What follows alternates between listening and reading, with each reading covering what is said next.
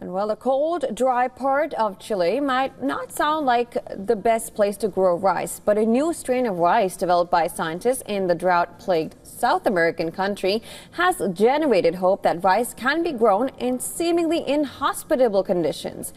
Using an innovative planting technique, the Jaspe strain has been created by experts at Agricultural Research Institute Rice Breeding Program, and it is one of several research efforts worldwide to come up with less resource-hungry crops at a time of increased water scarcity in parts of the world due to global warming.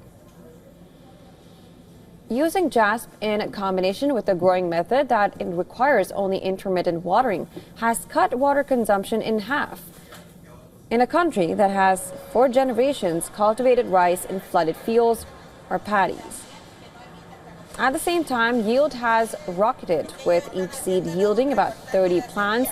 That is about nearly 10 times more than a conventional rice field.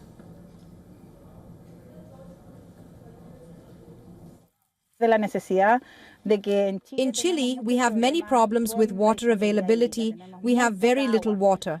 So one of the crops that has traditionally required a large amount of water worldwide is rice.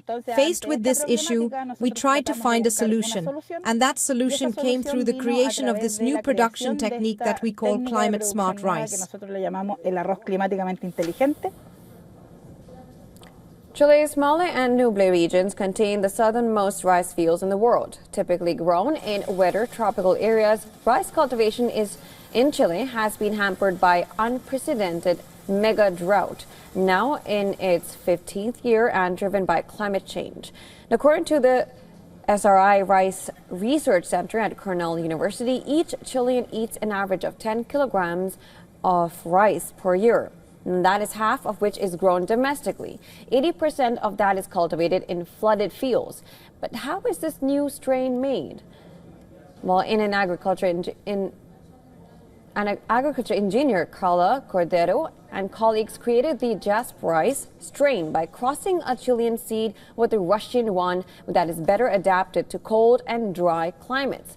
Now, the modified seed is then grown using the SRI growing technique developed in Madagascar in the 1980s.